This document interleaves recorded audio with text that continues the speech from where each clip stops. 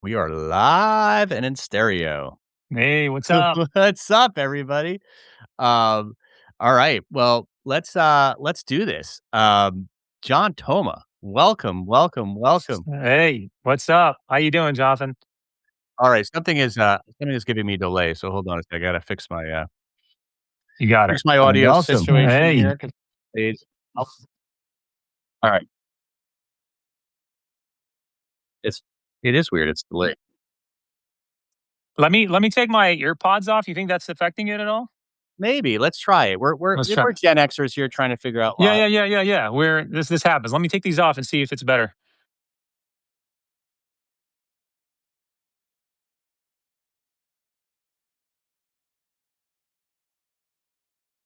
Let's see. I think I might have had you on two screens, which I think that sometimes happens when you have when you Oh, okay. Okay. let me try this. All right. You can still hear me, right? I can't. Yeah, I can hear you. I All right, just cool. I had the earpods on because I didn't want the background noise. There's some folks cleaning out their backyard here I don't by think the it was house. earbuds, so you're okay with earbuds. I think it was completely my fault. Sorry, everybody, for the All technical right. problems. Here But we go. anyway, I'll put them back on. I'll put them back on. What's up, sweet. everybody? That 80s dude here That '80s with dude in the Jonathan Small. house, Yeah. the other Hey, John. We like to call him yeah, the that's other right. John. That's right. Um, That's right. well, John, if would you mind giving us like a brief introduction of who you are, like what what you're kind of up to these days? Because you've got a lot of like you're on a lot of platforms. You have different names on certain platforms. You've got a magazine. You've got a lot going on. So Sure, sure. rather than me try to parse it all, it would be great if you could just tee it up Yeah, for us. yeah. I'll give you guys a primer. First of all, I want to Okay. thank you, Jonathan, for inviting me on your Look at this program. cool freaking I tour. really appreciate it.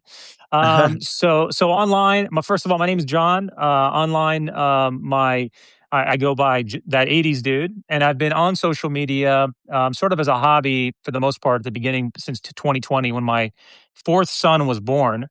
I wanted to basically document and sort of post about all of my collectibles from when I was a kid, stuff that I had kept in storage for a long time as I moved around and traveled in my young adult years for business and just kind of sat in storage. And finally, when we got this home in San Diego, I decided to bring everything out, and it just made sense to sort of archive a lot of these things in my journey to my boys. It sort of turned into something kind of bigger over the last few years. And that 80s dude has sort of grown from not just Instagram, but to YouTube and TikTok and all the social media platforms. But I spend most of my time on Instagram and on Substack. And every now and then I try to drop a few videos on YouTube, long form stuff when I can. But yes, Jonathan, you're right. So I have a podcast. It's called Nostalgia Nation. It's based on my book, Nostalgia Nation, which You got to I find your think, book somewhere. Your book's yeah, I got to probably find it somewhere. I think I gave a it's probably signed under copy to one of my buddies. that Guns N' Yeah, Roses cassette over there. it's okay. You guys can find it. It's on Amazon. But That's it's called awesome. Nostalgia Nation, the definitive chronicle of growing up Gen X, which I love your hat. It says Gen X Gen X file. files. Yeah, yeah. Yeah, yeah. And so I started a magazine in the last year, also based on my book called Nostalgia Nation Magazine, which we can talk about. And yeah, Substack has been kind of like my um, sort of escape from your typical social media, draw just vertical stuff. And it's been growing. I mean, Yeah. I love my Substackers, my fellow Substackers, and obviously that's how we met. Yep. No, I was glad to But find you that's there, who I and am. Yeah, yeah. I feel like Substack is a good Gen X hangout. I mean, Yeah, yeah. Instagram as well. I think you're on the ones, but I feel like you can have, like, adult conversations on Substack that you just can't really have as much on Instagram just by nature of Totally. the platform, right? That was Yeah, why for I sure. that's how I kind of arrived on Substack. So, you said you have 4 kids. I've got 4 What are the sons, age groups? yeah. 4 sons. Yeah. Wow, your wife's kept like, Maybe we'll get a daughter this time." Nope. Well, to just put it out there, I'm remarried, Okay, so okay. I've got 2 my 2 youngest sons are from my current wife, Got it. and my 2 oldest, I've got an almost 18-year-old, he turns 18 in October, Nice. one that just turned 12, and I've got a 8-year old and a 6-year old. So Oh, wow, so the yeah, whole span. That's yeah, amazing. yeah, dude. I thought I was done at 2, but, you get remarried and your lady wants to have more she wants to have children, and you're like, I'm gonna be I'm in my early 40s, I guess let's do it, you know? I'm Yeah, at that time, right, why not? Yeah, yeah. How about you? Why How many not? kids? You Well, have kids? I also have 2 kids, Okay. both born on the same day in October, October 7th. Dude, I alright, know, alright. crazy. Man. They're about to have their birthdays, I guess not about, but 2 months away. So, I have a daughter who is 16, about to be 17, and a son who's 20, about to be 21. Wow, wow. And so I guess I'm a late Gen Xer. I've written about this, how there's like sort of 2 Gen Xers. There's like the ones that kinda grew up, their formative years were in the '90s, and then there's Sure. people like me whose kind of formative years was more in the kind of mid '80s. But my kids, like your kids, are interested in my generation. They're interested in the music, especially. Totally. The movies Mm, not as much because I don't know if those always carry as well, but the music they love. My son is a musician. I mean, he's studying music in London right now. wonderful. So, That's um, wonderful. So is my uh, my 8-year-old's actually a musician. He's a pianist, oh, that's and, awesome. yeah, so it's pretty awesome to have a musician in the family for sure. You're very proud of them, right? Because there's a lot of Oh, technical it's stuff, a lot amazing. of And yeah. and as I was mentioning to you before we went on air, my father was a movie composer. He passed away, but he was a movie composer. Did a lot of classic movies from the '70s and also the Mhm. '80s. He did so I feel like it skipped a generation for me where I just did got none of the musical talent. I'm a DJ. I mean, if you could see Oh. can you see back Oh, awesome. there's some vinyl there. Cool, cool. But so I still DJ and I do '80s and '90s music parties. Oh, Um, awesome, awesome. yeah, in fact, when you're in the hood with your wife, you can come and dance or just watch people dance and Yeah, dress like Cyndi Lauper. We just did one for last week. sure. I just did Oh, one that's with my awesome. son actually last week, which was fantastic. Oh, He knows awesome. enough about '80s music to actually keep a party going, and even though he did ask me a few times, like, "Are people gonna dance this? Are people gonna" I'm like, "Yes, yes, yes. It's good. It's good. It's good." Yeah, Tears for Fears is yeah. good. 80s So, music is the best, man. 80s music it's is the the best. freaking best. Yeah. So when you're not doing this, do you have like a full-time is this kinda your full-time gig, or do you have like a job? Yeah, I actually have a career, man. I've got, I've been in the industry, in my industry for about 25 years. So I was a narcotics recognition trainer, Oh, wow. and What does and that I mean? spent so basically, say you're in the government at some level, and you want to know that there's uh, drugs being circulated in a prison, or you are in probation and parole. You want to make sure you test people, or your workplace. You want to have workplace safety. You would probably bring somebody like me in, and I would do an assessment and say, "Hey, here's what I recommend you do, whether Oh, it's interesting. using, kits or using laboratories." So, yeah, that knowledge sort of I went commercial on the commercial side, non-government, back in 2000 and mid 2010s, and I never looked back. I mean, it's a great industry. It changes all the time. But that's what I do full time to sort of pay the bills. I live in San Diego. You know how it is living in SoCal. Yeah, it You ain't know, cheap. yeah, it ain't Somebody's cheap. gotta pay the bills. Yeah, and when you have a family the size of mine, I just can't commit the full schedule to that '80s dude or Nostalgia Nation. Unfortunately, I think it's more. I've always operated like it's professionally. Like I do get a lot of like I do connect with folks for brand deals and things like that, and so I treat it like a professional platform. And do that kind of stuff and apply some of my business acumen to it, but it's certainly not. It's a I labor don't of lose love. any yeah, I don't lose any sleep if I miss a post or I can't make a video on time or anything like that. I have the things that pay the bills, and then if that '80s dude aligns with brand deals or I'm monetized in some on some of the platforms, great. Otherwise, it's a labor of love. And didn't Yeah. you recently have a kind of a name change? Like, I read a post where because you were Nostalgia Nation, and then you became that '80s dude. So you Yeah, a yeah. brand change. Tell me about Yeah, that. Why did you do so that? only on Instagram. I've Mhm. always been that '80s dude, Okay. ever since I got onto social media. But when I started, I'm sorry, not Instagram, on Substack. Substack. Yeah. Yeah. When I got on Substack, it was about the time I started to that actually inspired me to write my book. And I put some pieces together in an outline for a while, but I never really completed decided I was going to just full throttle finish a book. But then an opportunity came up and I decided to just finish it in a few months. And at that time, I joined Substack. Right before that, I joined Substack and I thought, wow, all this long form content that I'm creating, that I'm writing, I could really synthesize that and put it into my book. Why Mm, not? And so I that's smart. redid, yeah, I redid my basically table of contents, and I thought, hey, let me break it down.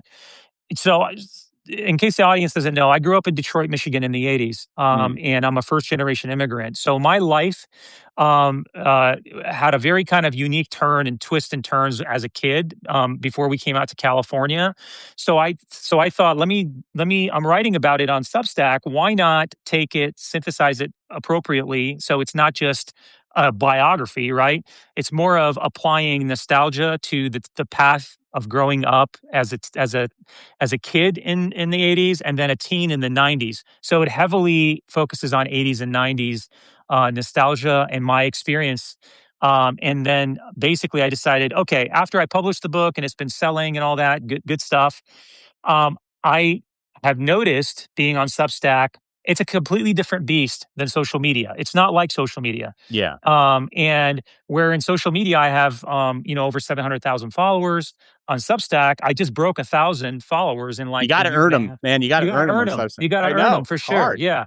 And Yeah. it is hard. And so I realized that a lot of people that are coming from my Instagram or from my other social media, they're coming in and seeing Nostalgia Nation and not necessarily that 80s dude. A lot of the brand, so I was like, there's a little bit of brand confusion. So I ran it through like a small group of friends and I said, what do you guys think? They're like, you should just stick to your that 80s dude. People will recognize it and come to your Substack and go, okay, that makes sense. It's that 80s dude. And Nostalgia Nation is my magazine and my podcast.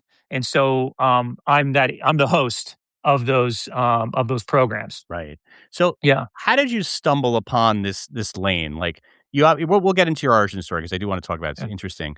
But how did you like just nobody ever intends to be that '80s dude and have this 700,000 followers on Instagram and 1,000 followers on Substack, and you're talking to me, and like, how did this happen for you? Was it just by luck, or was there one post that kind of like put you into this stratosphere? Like, what Yeah. happened there? That's a great question, man. So, when I started in 2020, I actually started my original name was called Relic Wolf, Relic Hmm. Wolf, and initially it was going to be a lot of music because I heavily collected at that time where I had a lot of cassette tapes, CDs, and vinyl. And so, and then also, so I wanted to show off these relics, right, of the past and these old toys and things like that. But then I realized every one of my posts that I was posting that had some sort of 80s content in it was starting to sort of be driven by the algorithm, I guess, if you want to call it at the Yeah. time, if there was anything on Instagram. It just seemed to get more likes and more engagement. Oh, I remember having that He-Man. I remember having these Hulk Hogan, Oh, those are awesome. thumb wrestlers and things like that. So I talked to my wife and I was like, "Hey, listen, I've been thinking about just kind of really posting a lot of I have a ton of 80s stuff." So she's like, "Yeah, it's cool, they're," and I noticed people just constantly responding dude and things like I'm in Yeah. California, right? And I Yeah, always yeah. use the word I call Dude. everybody dude, yeah. Yeah. So I was like, "Hey, that 80s dude," like when you look at a post of mine, you go, "Oh, that 80s dude posted that." You know what Yeah, I yeah. mean? So that's kinda how it started. That's really the birth of the origin story, I guess you wanna call it that. And then when Instagram started going through its, changes quite a bit, Meta bought it, they started doing Reels. I was one of the first, I believe, one of the first people in my, if you wanna call it, in my category, Mhm. that was embracing Reels. And my account started to just start sort of skyrocket. And I was posting a lot of like me in the videos as well at that time. I don't do that as much now. I kind of kick back and do more sort of like nostalgia. And maybe I'll post myself in there once a week where you actually see my face and things like that. Because that sort of stuff takes me a little bit more time to sort of edit and produce. And I always like to have like kind of a high production quality if I'm in the video. Right. But yeah, so that's kind of how things got. And I think a lot of people just were going on Instagram, especially during, I call myself sort of a COVID account. Yep. Um, and so a lot of people were spending a lot of time on social media. So I think that my content sort of helped take people back to some really great times, and it just sort of took off, and Yeah. here we are Good today. timing, right. It's Yeah, something, yeah, that's success. It's part timing, part, totally. skill, and then also a little bit of luck. Yeah, Right. 100%, Right. 100%. And you gotta have, you sort of have to have perspective. You have to have your Yep. own personality. Yeah. You really have to be honest and genuine, and you have to really sort of relate to the audience, right? And it seemed like you were a little bit maybe early to this kind of nostalgia, looking back at the '80s specifically. You might have been a little bit early to that on Instagram, even though 2020 is not that long ago.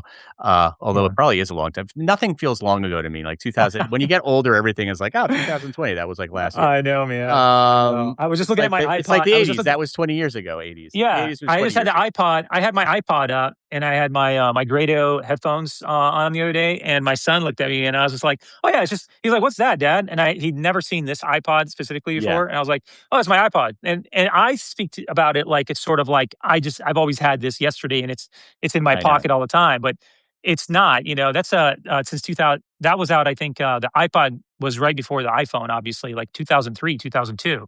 I don't know what that So is. Time condenses as you get older. Like, yeah, I man. will Yeah. always think of the '90s as 10 years ago, right? Like, the Oh, dude. '90s was 10 years To ago. totally, totally, dude. And Yeah. it's like, now what is it, 30? So, all right. So that's really interesting. Have you found that now this kind of saw you write about how like now there's all this kind of AI slop coming up on about what we're interested in. Like I'm sure we get fed the same videos in our algorithm, especially on Instagram. Um and it's just like either it's an AI kind of rendition of somebody, walking through a set. Those are kind of cool, where you see like Rob Reiner when he died, there was a really interesting, great AI of him kind of walking through the various movies that he's been through and I saying saw a little bit. that. Yeah, that Yeah, was pretty beautiful. And that's a yeah. kind of cool use of AI. But then there's like we were born, the scrabbled face, like there's this good, like this tough guy voice. I And hate those. I I hate hate those. And it's like, our parents didn't wear seatbelts. And, Oh, man. and Yeah, it's like probably yeah, made in like, I don't know, maybe a Gen Zer made it, but it's like, so it's totally. hard to compete with that shit. I mean, I don't know Yeah, because people still like that stuff. I get sent that stuff all day. They forward, did you see this? I'm like, don't send me this yeah. crap. Yeah. Yeah, man. Well, here's the thing with that, I as a Gen Xer, and you know this, I think we probably have the same sort of attitudes about this, and especially as creators. Um, the audience is never wrong. The Yeah. audience, well, it could be wrong in some respects if it's not related to. Well, I want to correct. I'm talking in reference to the post. The audience either likes it or they dislike it, right? And with nostalgia, it's very interesting. An audience, someone who's just casually scrolling through, might see an AI slop, something that you and I consider AI slop, or Right. we're just like some Gen Zer or made this, and Yeah. we know. Actually, I know quite a few accounts on many platforms that are run by under 23-year-olds that are 80s, 90s, even 70s, And are they and just trying to get views? Is that they're just trying to get views. They're right? called faceless accounts, and it's just popular because it's a way to make money, Yeah. and you can make money that way, but essentially you're disingenuous. You're not being Yeah. genuine to the audience, and you're going to get things wrong. I've seen a lot of AI stuff that absolutely gets things wrong.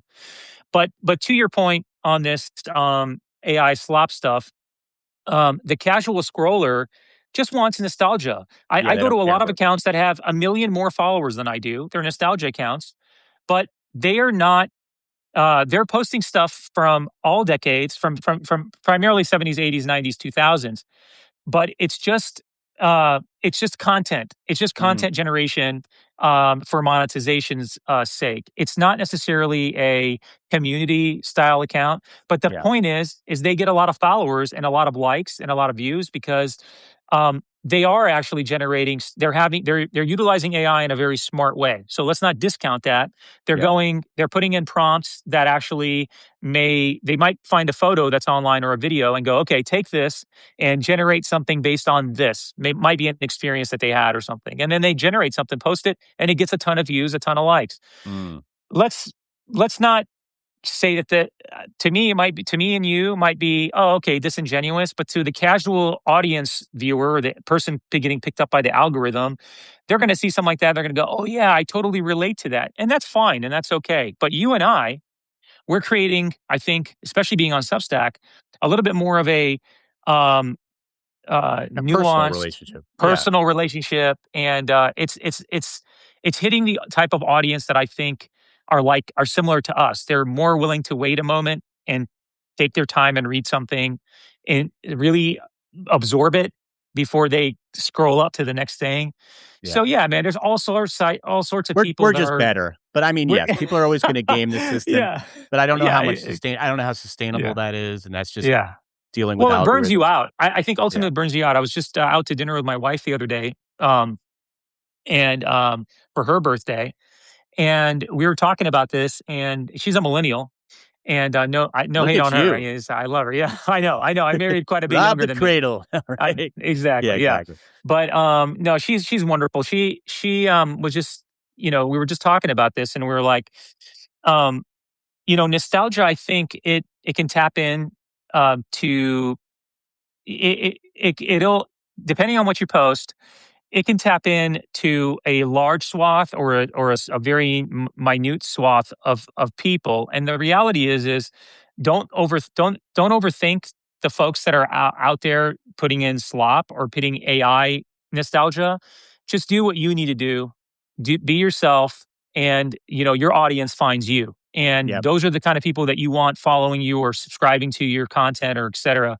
I think that's the important thing. It's just you can't you're just not going to get away with it. In fact, I'll be upfront with you.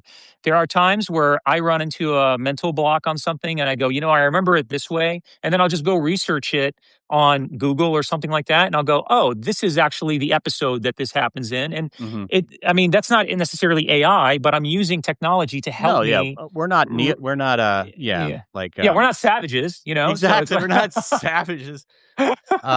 Yeah, no, no, of course you have yeah, to use it, and yeah, yeah, some people are gonna use it, but I think if there a combination of using it, but again, nobody can bring in their personal that where AI can't ever compete with us is like when you bring in your own personal authentic experience to whatever nostalgia you're showing. Now, when I do nostalgia posts, it's often just stuff that I'm thinking about. Now, so it's kind of like, does anybody remember these things? Like I just was just renting a house over the weekend and there was one of those intercoms that everybody had in the 70s in houses, those little like remember those like intercom. I just took a picture of it. I was yeah, like, "Oh my god, totally. this is It's like the push button yeah, the intercom. push button thing," and everybody had that, and I was like, "Oh my god, I haven't seen these in a long time," and it just made me think, and I put it up, and it's gotten, like, whatever, like, 150 likes or whatever. It's just again, like, maybe AI could have figured that out and said, like, "What are, like, some of the things from '70s houses that people would remember?" But anyway, it was just my own take on it and experience.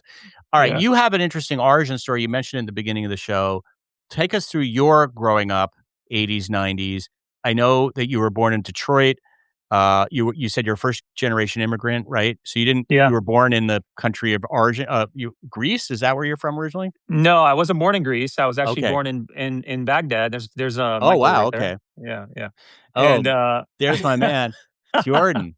Jordan right there. So you're from Uh, Iraq originally? I was born in Iraq, yeah, Wow, and, how cool. yeah, my family actually we fled, the Middle East, right around, the time Saddam, took power, Okay. and, my father just found that that was gonna be a great plan. He was in the military, and so he didn't wanna ascribe to any of the new changes and things like that. So, anyway, that's a whole story on its own, but Mhm. we left then and we lived in Greece, for a Now how couple old were years, you at and that time when you left? so I didn't get to the US until I was 5 years old.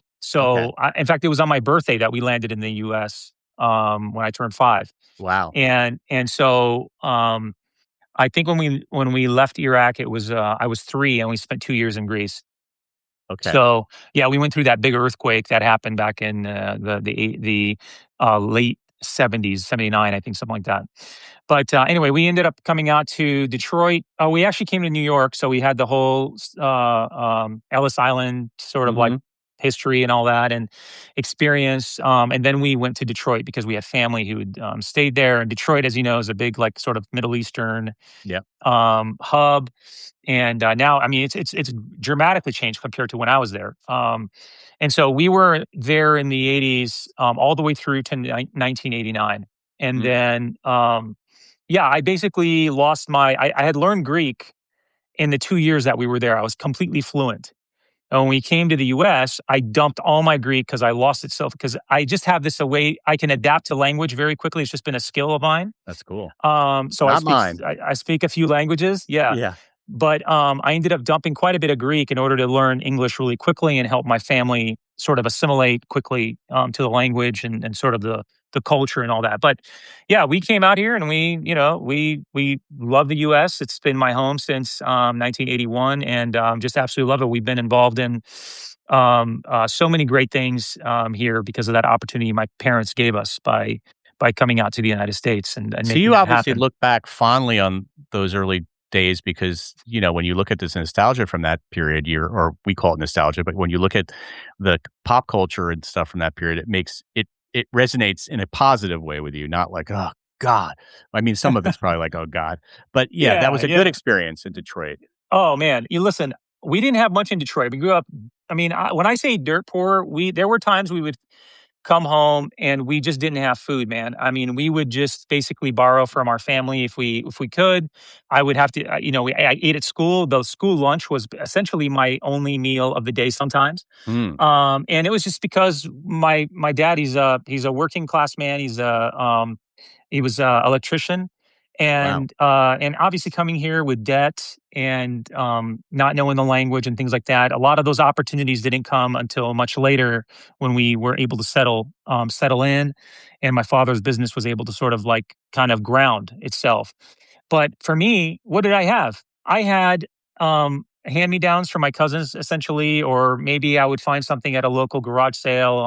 A lot of the stuff we picked up was at local garage sales. We'd have a couple bucks, you go in, and I bought my first, Arnold book was, his bodybuilding book for, I think, like a quarter, from a garage sale. So I that was one of the first things I ever got, was my Arnold Schwarzenegger, bodybuilding book.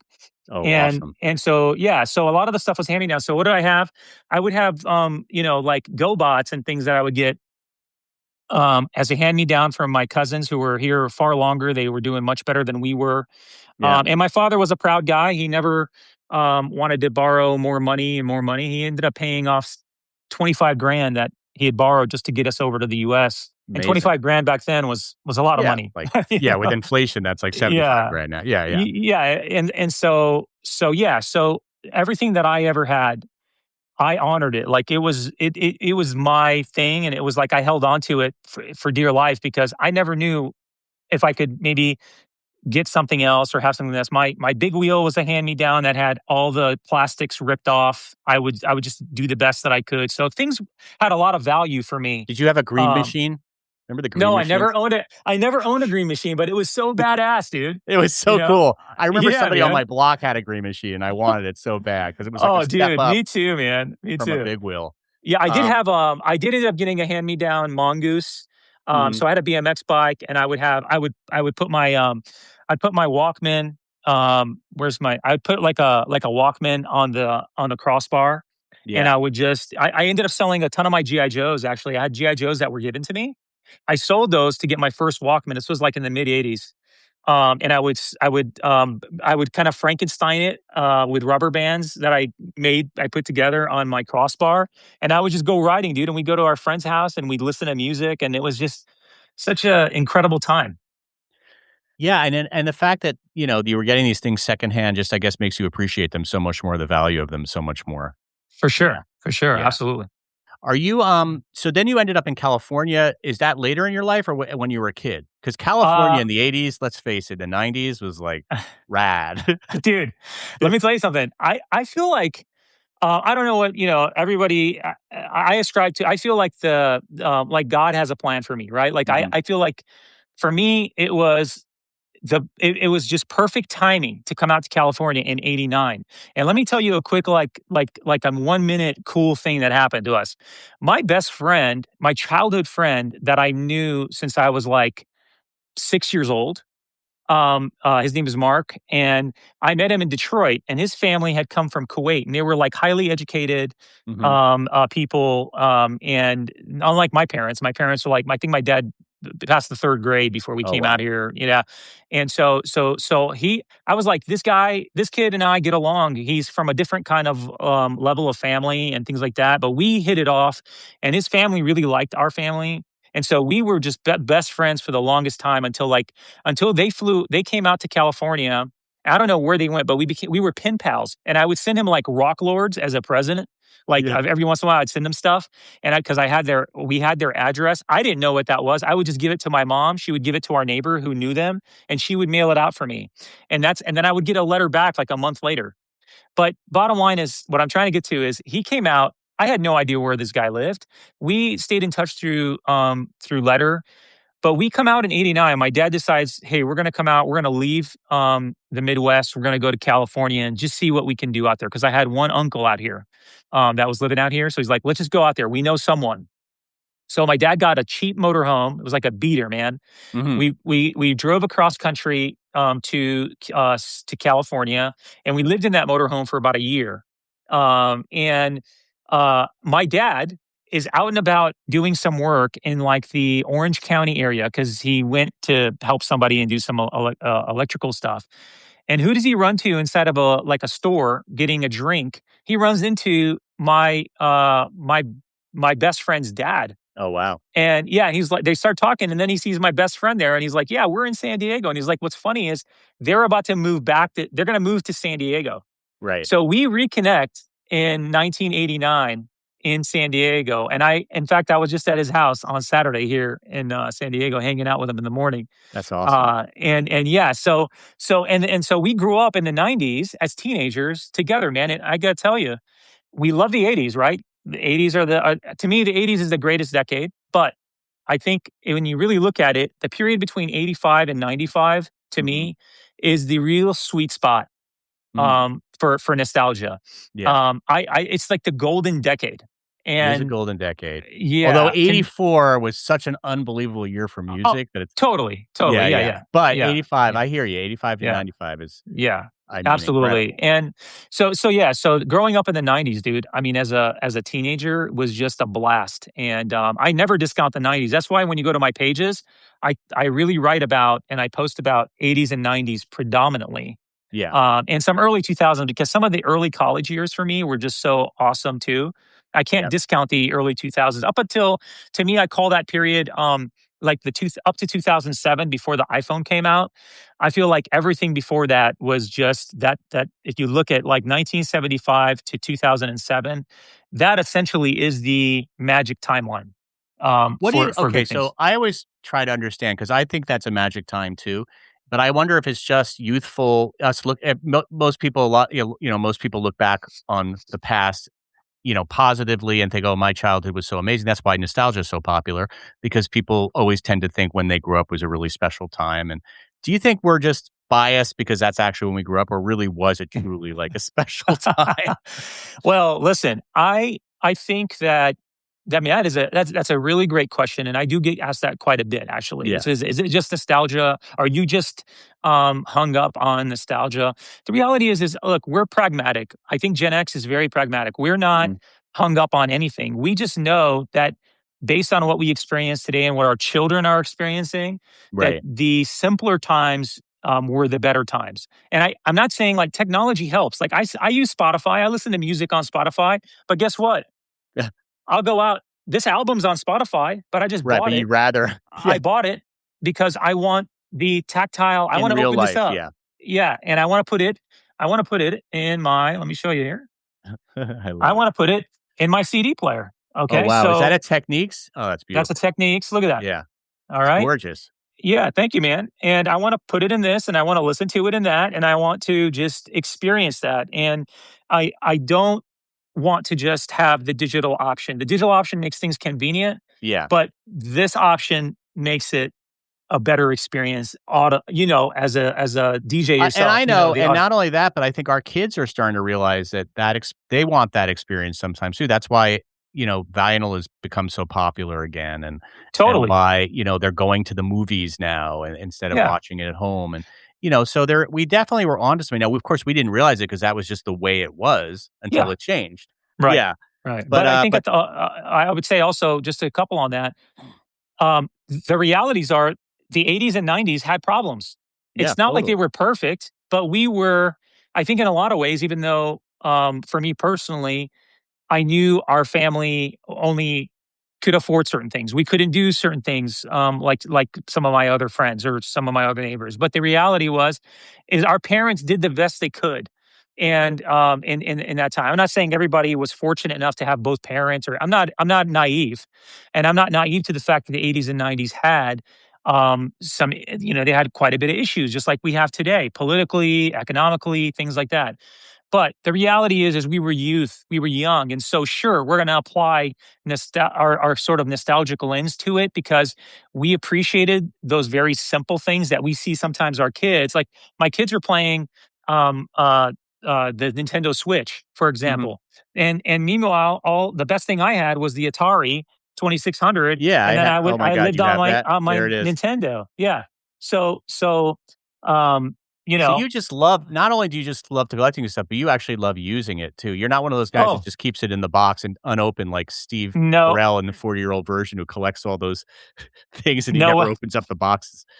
No Yeah, way, dude. I was just playing RC Pro-Am, nice. yesterday morning, and so, teaching my kids how to play that, and that's the other thing too, is, like, when my kids discover I've been teaching them how to use cassette tapes, Mm, you know what I mean? And yep, I've been actually, teaching them how to wind these old clocks, and I think when they experience let me show you over here. It's not like I discount like, look, I have a bunch of Nintendo Switch games. I still collect the modern stuff because I yeah, like it and it's easy, it's convenient.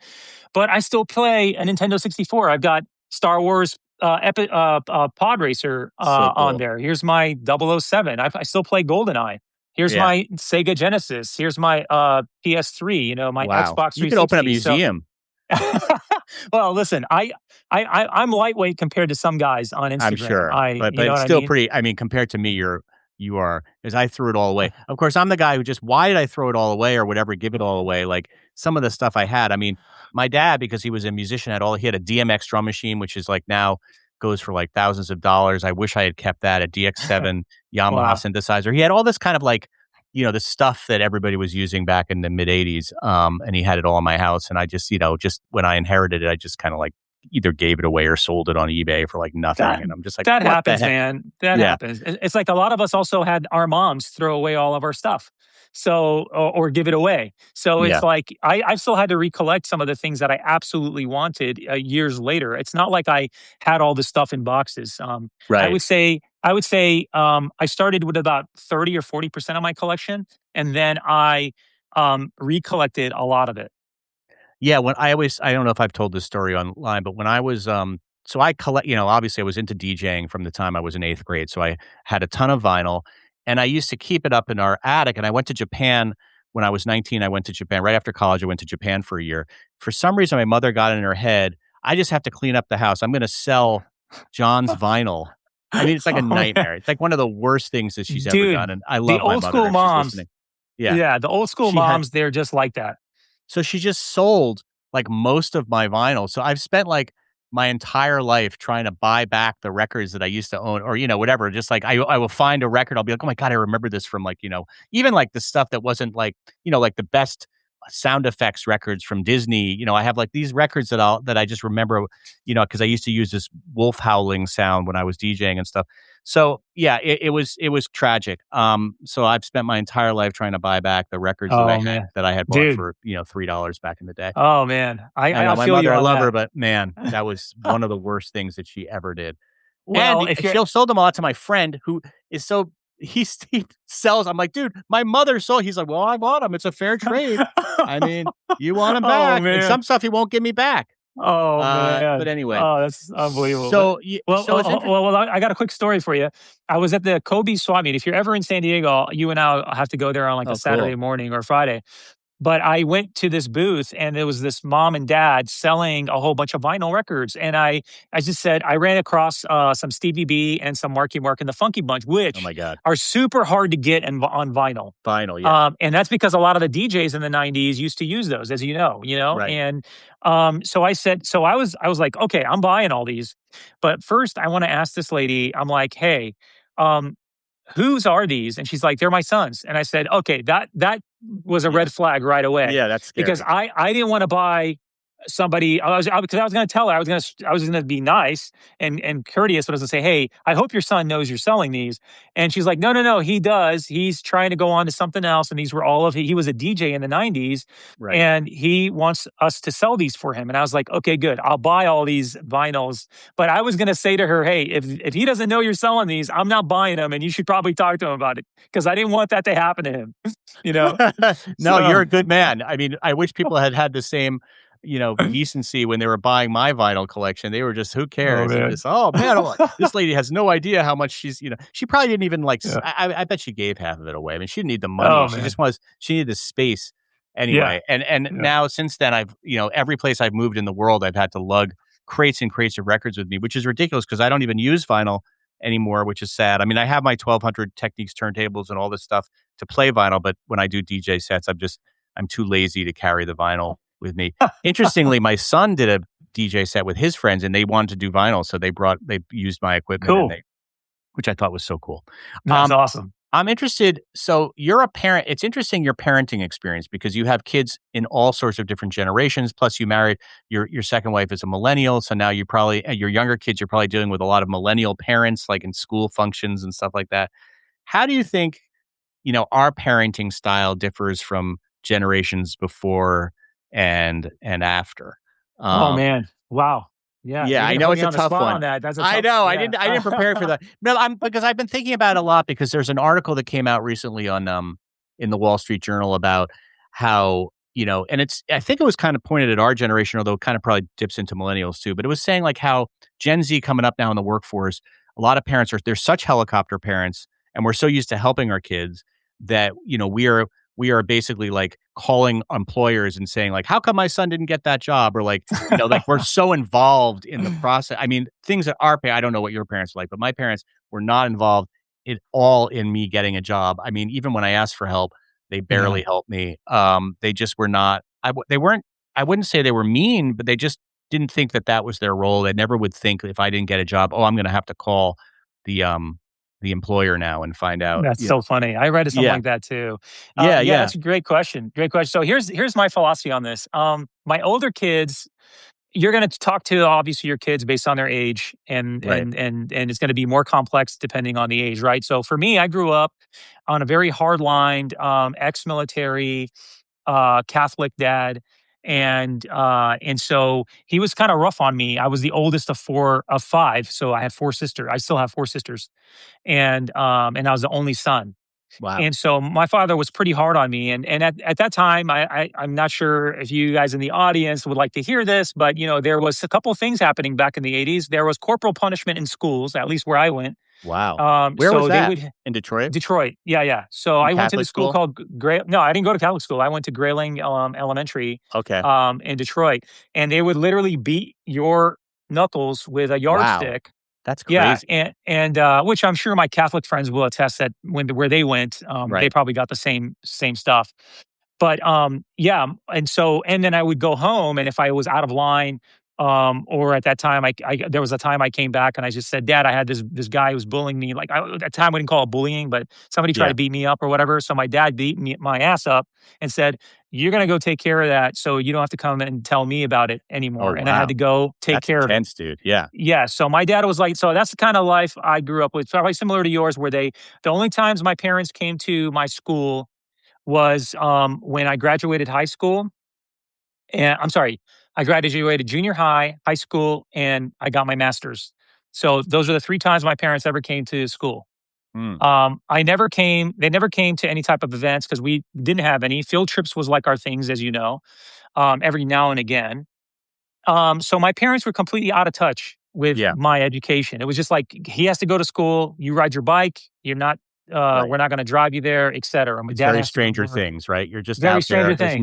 There's no supervision whatsoever. Totally, totally no Yeah, supervision. And so today, the way I see myself is this: is I do as much as I can. Like I do have a career. I'm obviously, work is important. It pays the bills, but my family is, they're the top of my list, right? right. I do. I'm present where my father couldn't be at the time, and I still love my dad. Obviously, he did the best that he could, but I'm more present. I do see that, but I don't coddle, and I certainly don't let things slip the radar if they're out of line. Like Yeah, my almost 18-year-old, we've had conversation. I said, "Hey, you do something that impacts our family.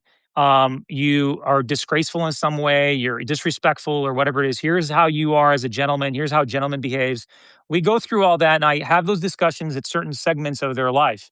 And when I went through the divorce with my ex-wife, I did make time with my oldest, who went through it the most, to set him aside and say, "Hey, here's where your dad made mistakes. Here's mhm, where these things happen, so you're aware, and you're not dealing with generational sin or generational stuff with your kids. They sort of repeat the mistakes that you've made." Obviously, the kids today, they have it a lot better in the sense that we're more present probably, yeah, and we're far more aware with technology. Like, you and I bridge that divide. Gen X, millennials, right. We were the older first millennials, you want to call them pre-inter. Yeah, Zennials. We are very aware of the conflict on humanity that social media and technology can have. However, we right. do also appreciate the conveniences of technology, right? So I think that um, it just all depends on the parenting. You cannot just let your kids run over you.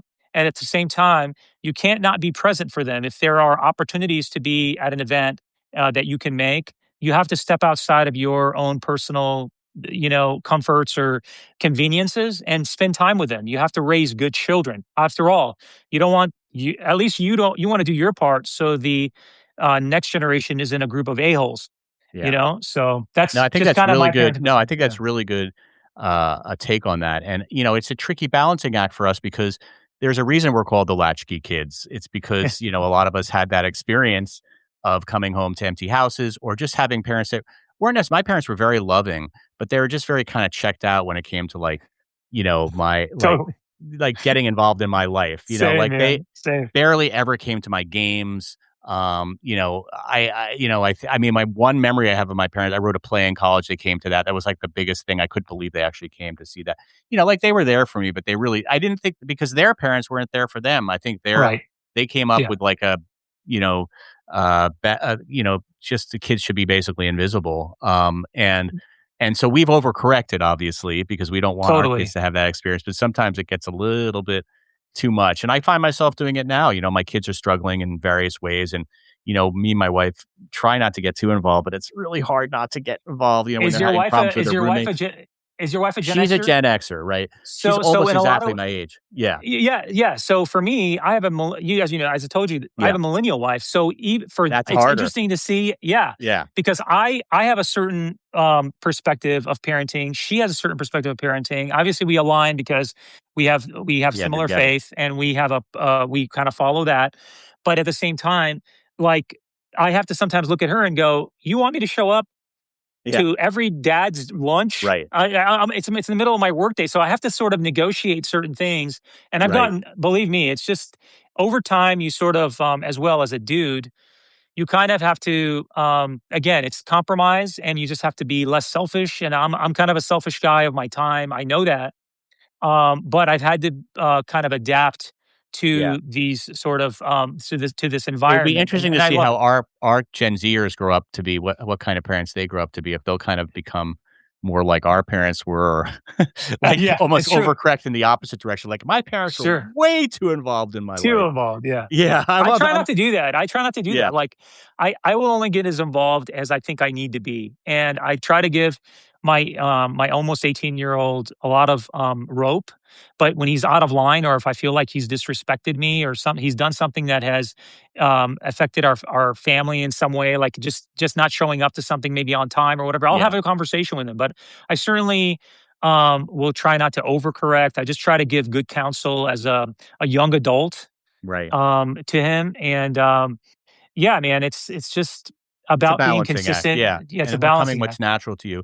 I'll never forget, I was interviewing this guy, and it was a story that I was doing about addiction because 'cause I'm a journalist, so I and he was talking about how his kids was addicted to video games, and which is a real common problem now, and literally Yeah. was like a shut-in and would just, like he was, like, 20 years old and, like, wouldn't get a job and was addicted, and it was to the point where they had to, like it was a really sad story, actually, and the guy's like, "I don't know what I did wrong," or no, I said, "What do you think you did wrong?" And he said and I said, "If you could give, if you could give me advice," because at the time my kid was like 14, I was like, "I don't want my kid to be a video game addict. What can I do to avoid this happening?" And one of the things he said, and I don't know if they're connected in any way, but it always stuck with me, is he said, "Let your kids fail." Like if I had to do it over again, I would let my kids fail because I coddled them so much and helped them so much growing up that they just became like completely dependent on me and couldn't deal with any kind of adversity or like Mm, failure. And I think letting your kids fail is really good advice. I mean, not to the true. point where they're like, about to drown in a river, but like if your kid forgets to bring their shoes to a game, rather than like I would probably race them over to school to bring like his cleats to the game or whatever.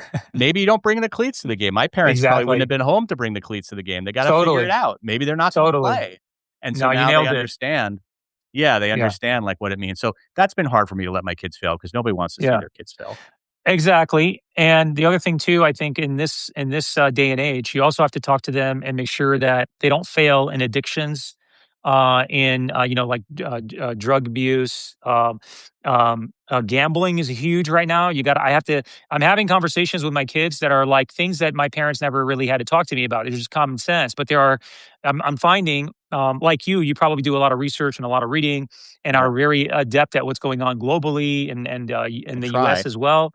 Yeah, and so for me, I'm like, hey, I send my son, for example, a message on the phone. I go, hey, did you read this? There is about Gen Z and how they are addicted. A lot of them are addicted to gambling. Because Mhm. gambling has Because become part of the Calsa and all that sport. stuff. Yeah.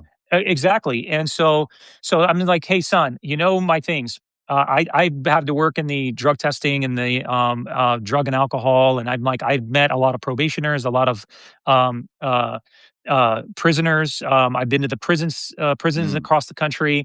I'm like, I've sat across from people who are like in AdMax prisons. I'm like, let me tell you something. Some of the greatest things that are some of the most unfortunate things happen to humanity happen in early stages in youth, and they start with drug and gambling.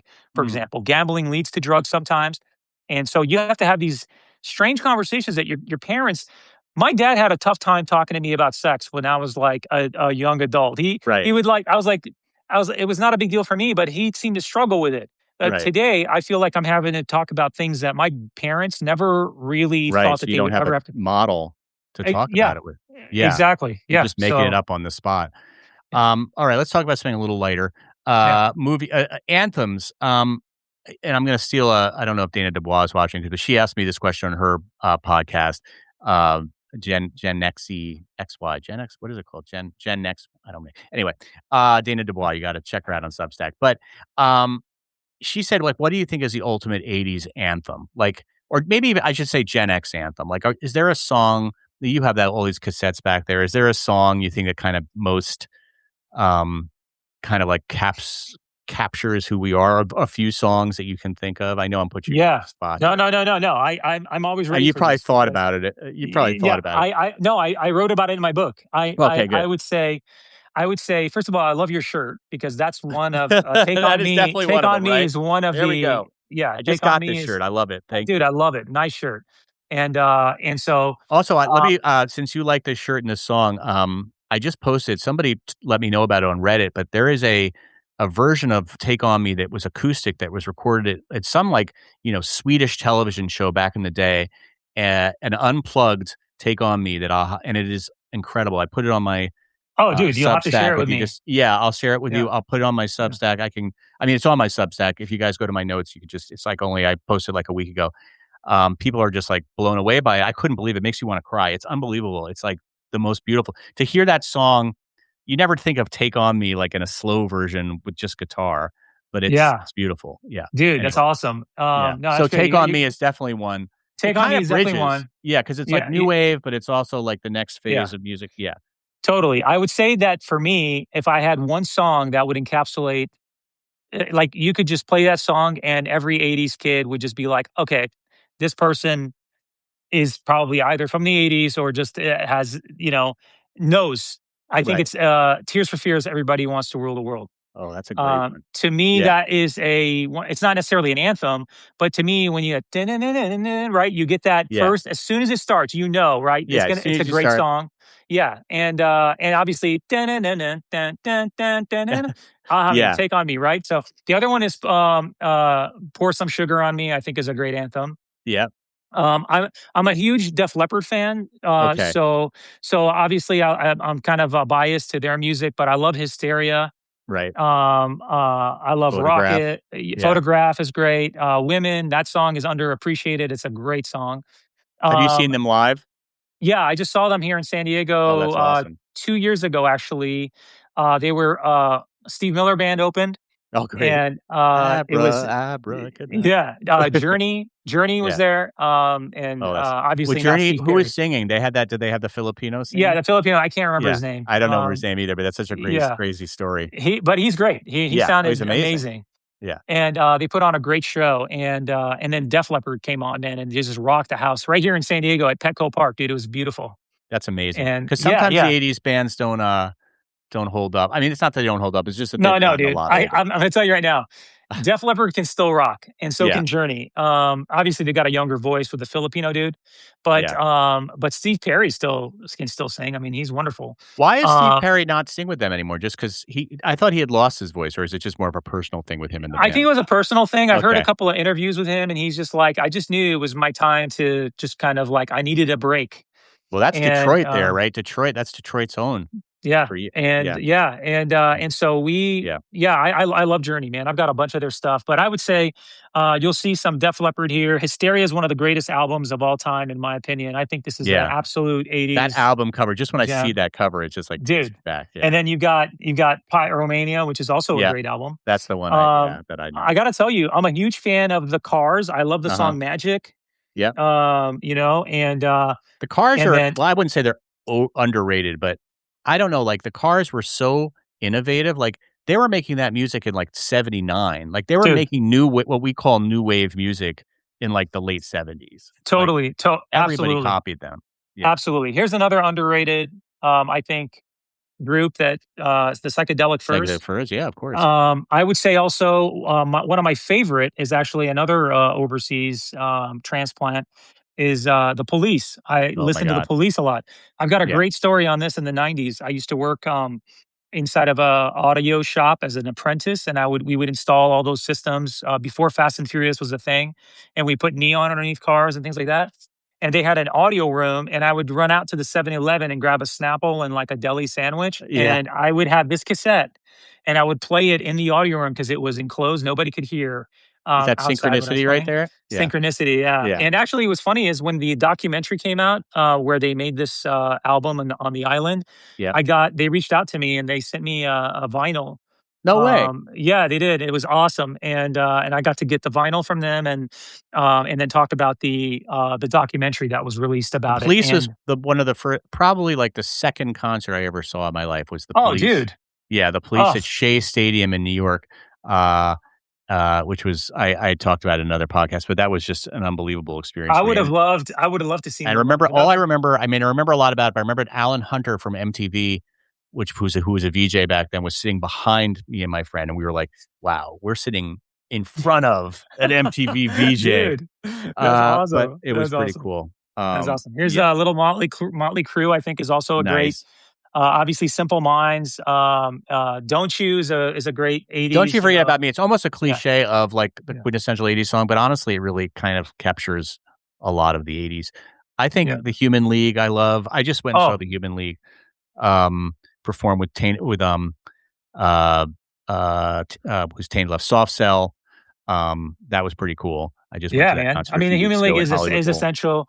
A lot of Huey Lewis and the new stuff, I think, Yep. is also. But yeah, I mean, I don't think there's only Yeah, in it's my not book. I one write song. about. I say like there are 10 like I think really quintessential '80s It's songs, interesting but you didn't pull any Nirvana because some people go right for Nirvana. I'm sure you have it on your rack there, but I they'll be do. like, Yeah. yeah, they'll just be like, "Oh, it smells like Teen Spirit." Like that's the Yeah, ultimate, yeah. you I know? would say also Prince, like Michael Yeah, Jackson. A lot of their music is, I think, Madonna. right. It You really you depends when you're born, right? Because if you were born, in 80, then you might, then you're gonna have lots it's gonna be like Nirvana, a lot of the sort of stuff from the grunge rock era. And if you're exactly, born in the and I 60s, have that. yeah, Yeah, I have exactly. that. I have that, but I think like when we're talking '80s, those are the absolute gems. I like John Waite, who's Yep. really underappreciated. I love Starship. Can I tell Um, you my uh, John Waite story? yeah, yeah, yeah. So Do it. my father, was a movie composer, and at one time he was doing this movie, and I can't remember which it was, but and this was in 19 probably 80, I don't know, probably 84, let's say. And my father was doing this movie, and they basically said they wanted to do a song, and they wanted him to do a song with the biggest pop act at that time, who was John Waite, because he had that song "I Ain't Missing You at All." So Great John song. Waite came to my house. This is like in 1984, at his peak of his like stardom, right? And like I knew he was my dad's like, he's coming over. Don't tell any of your friends. I told all my friends, like five of my friends came over. We hid like in this other room. John Wake came in the door. We weren't really allowed to be there, but we kind of like peeked out. And he just like met my dad in our living room. That my dad got on the piano. They sung some songs. The song was never released that they put out. I don't know why. I don't remember the story. Even my dad's passed away. I can't ask him the story anymore. But it was just unbelievable that I actually freaking met John Waite, Dude, it's just who was a so good. legend. I mean, it was Yeah, crazy. And the only thing yeah. I really remember is that his perfume, remember people used to wear cologne in those times, was so strong that I remember I could smell it like, you know, 200 feet away in my room where we were all hiding. I just remember I could smell his perfume. But anyway, it was Oh cool. man, So that's a yeah, good I'm glad story, you man. brought I up like John that. Waite. That was awesome. Yeah, yeah. All right, last question, I'll let you go because we've been on an hour. Sure. Same question, but for movie. I saw you did that list, and there was a bunch of really cool movies that you had listed. Um, but is there a movie that you feel like you come to again and again? Maybe you've shown your kids, like because a lot of '80s movies don't stand up. I mean, we loved them when we were kids, but when you show them to your kids now, they're like, "Ooh, that was kind of freaking inappropriate." I mean, I still love them, but like Fast Times at Ridgemont High, Yeah. Revenge of the Nerds. Revenge of the Nerds is a hard one. I showed that to my son. He was like, "Ooh, there's a rape scene in here." I'm like, "Oh, that's pretty bad." Yeah. Even though I love Yeah. that freaking movie. Um, Yeah. but, is there any like, you're probably looking at your DVDs I mean, not your DVDs, your, VHSs. Yeah. Is there one that you watch again and again? There's a few. For my kids, I thought that the Goonies was gonna be a good idea when they were younger, but there are Yeah, some inappropriate sections in that right, even, for the younger ones. and Yeah, it for is, the yeah. really younger ones. Their Yeah, movies were kind of inappropriate back in the day. It was weird. yeah, Yeah, yeah, I was joking with a friend of mine the other day, and I was like, "Yeah, I saw, the first 2 Friday or, Nightmare on Elm Streets when I was 10 years old." right, I know, our So parents, like, or were just 9 years that was old. the advantage of our parents not knowing what we Yeah. did. It's like, you could just go and Yeah. sneak into R-rated movies Yeah, and and my nobody. dad, like, in the early '90s got a black box from somebody, I don't know who, but he got one, Oh, wow. and, like, that changed my life, man. I Yeah. was, like, watching HBO, and I was watching Cinemax, Yep. I mean, Yeah. and, I'm not bragging about it, by the way, in case my kids are watching this, but I'm Right, just right, saying, like, that was just part of life. We did have a black box right. in the '90s, but I got to be kind of a tape head at that time, a movie, lover, and I worked at, Hollywood Video for, Oh, how when I cool. was a young teenager. So you probably So knew everything. I knew, yeah, so I was kind of a movie geek for sure. But Yeah. I would say if I came back, Raiders, of the Mhm. Lost Ark is definitely, so rewatchable for Stands up, me. yeah, yeah. Yeah, stands up time. I would say that we definitely we love the Back to the Future films. Yep. During Halloween, it's coming up real soon. I almost always have to watch the Monster Squad, which I really love that, a Fred Dekker movie. Yep. Another Fred Dekker film that's fantastic is Night of the Creeps, Okay. which I think a lot of people haven't watched. And so if you haven't seen I that, don't know dude, Night of the Creeps. Okay. oh my God, man, it is amazing. I also watched Critters during Halloween. The first couple Critters I really liked. I see Um, Gremlins behind you. yeah, that was Yes. sent to me by Coca Cola or Pepsi or whoever owns Mountain Dew now. Oh, that's so cool. That was during the comeback of when they were doing when they were doing So Mountain Dew these Zero. brands, they see what you're doing on Instagram and they just kinda you're like an influencer, so they send you stuff? Is that kind of it? Yeah, exactly. Yeah. I'll get a DM or an email, and I think not to go off on a tangent. We're talking Yeah. movies, but Right. I Sorry. think Just I'm curious how that no, works. it's Yeah. okay. What ends up happening is if again it goes back to what you and I talked about earlier. I think if you're genuine, you're on topic, you know your kind of category, you're consistent. You can talk about various things. I've had brands reach out to me for like skin care products Yeah, and you're like that don't necessarily apply. unless it's like Um, Sun-In or like a brand from the '80s that were yeah, yeah. yeah, Like, I've done a Clearasil, couple of interesting Oxy ones. 10. Yeah. Yeah, yeah, I've done a couple of interesting ones that weren't necessarily directly '80s or '90s, but I kinda created the content around it to make it kinda funny or whatever it is. But overall, yeah, they'll just reach out, and, I think Oh, that's cool. you've gotta have your website, your email address available or, where they contact you, Yeah. and some of them are just looking for someone to kinda share it with their audience, that's it. That's what happened here, and I got, this thing I'll show it to you before we're done. Here, I'll kinda take you up here real quick and show Yeah. you this top part I'm of my glad we have shelf. this is fun. This is a good Yeah. mobile tour. Yeah. Yeah, so, oh, by the way, it's an original 1989 Batman cereal box with the Wow. bank, unopened, by the way. Wow. And High C sent this over to me, when they came out with the new Ecto Cooler. They were re-releasing it for the Ghostbusters Afterlife film, so they sent Amazing. me this whole package. There's Mumra, hello. You're giving me all Um these ideas for sponsors for my, event that I'm trying to do, which is I'm trying to do this event called, Gen X Con, like Okay, Comic-Con, but for Gen X. okay. And, yeah, we need sponsors and High C, man. Alright, Come man. on, are you kidding me? Well, talk to They're me about it. perfect. Yeah, we'll We gotta talk to you talk. about it. Yeah, talk Yeah. to me about it. Here's something that I got. If I wasn't on Instagram, I probably wouldn't have gotten this. This is the original Thunder Tank, with the sticker Amazing. on it. And what this actually still has the treads. The treads are one of the hardest things to find, these to be intact. And Wow. so this is fully complete in box, brand new. Never played with except for when I took it out and I started playing with it for a minute Right. because You had I to. never owned You it. could right. But I wouldn't have gotten that had I not been on Instagram and connected with the good people that are part of these communities that you get into and you talk to Yeah. them just like we're doing here. Right. And I saw that he had it on he had it somewhere behind him when he was talking. And I wrote him and I said, "Hey, that's been a dream grail toy for me.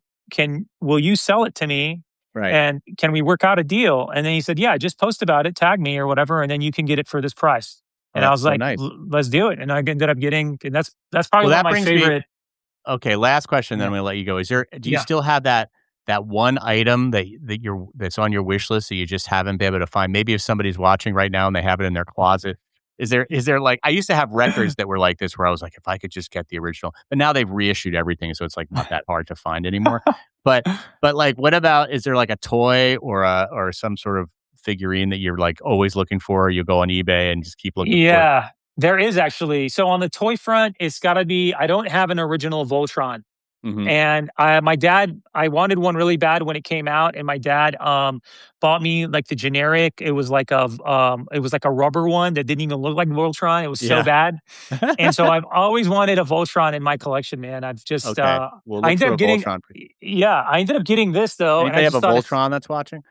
yeah, No? anyway, Any hearts? I don't see any Y hearts for I don't Voltron. see any others, but I ended up buying this, Toma original, and this is such a beautiful. I was gonna put it next to the Voltron when I got it, Oh, but wow. it's a Godzilla, man. Yeah.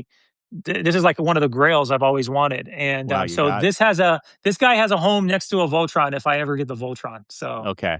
but, yeah, man. Voltron, I'm thinking that maybe somebody's gonna know how to get you a Voltron. Are they just so hard to find? They just don't make them anymore? No, it's just here's the deal, like, nowadays, I view myself as a very conscientious collector, like, Yeah. I don't buy as much stuff anymore just because things are so priced out of certain Right. reasonable Right. numbers. So, I Because just Elon haven't Musk is gotten collecting all this stuff and he's paying for I don't yeah, no, it's probably guys blame like Elon. him actually do buy these things, like, Yeah. Gary Oh god, yeah, Vaynerchuk. he probably spends fortune. Yeah. Yeah, a fortune on this kind of stuff, and then also movie studios, actually, believe it or not, they buy Mhm. a lot of this stuff to put in Right. You films, can't win. Yeah. to stage. Yeah, you can't win. So now I'm just like, every once in a while, if I find a good deal, I'm out at the swap meet or I see a garage sale and I see something, I might buy it, you know? Yeah. But Yeah. yeah, Voltron is just never, it's never materialized into that opportunity that I felt like. genuinely I would spend the Yeah, kind you of would spend money that that kind of money. All right. yeah, yeah. John, Toma, thank you so much for joining Yeah, Small man. Of Talk. This has been an course. interesting tour through your life and through the world of a Gen Xer. I really Thank appreciate you, your time. man. I'm so happy to have found you. Thank you, Um, dude. if people wanna find you, you can see, you're connected right here to that '80s dude if you wanna follow you on Substack and same, Instagram handle, that '80s Yeah, dude? it's just that '80s dude, yeah. So you Okay, can find me, it's that underscore '80s underscore dude, but if you just type in that '80s dude, you can find me pretty much and anywhere. you've got your podcast is pretty regular? Podcast is, every month, I Okay, typically will drop a podcast, but usually I'll write at least one thing on my stack, right, and then I'll post a podcast, a video every now and then, but if you wanna see me regularly, it's gonna be in my notes, in Substack, and then also on Instagram is where I post a ton of nostalgia. right, awesome. Yeah, All right, yeah. I man, I appreciate you reckon having me on here, man. all Thank you right. so No, much, no, man. and Yeah, we'll keep talking, yeah. especially about Gen X Con. I wanna pick your brain about that. All For sure, right. dude. All Until right. we meet Stay rad, again, everybody. see ya on to everybody. Yeah. Peace. Thanks. Take care.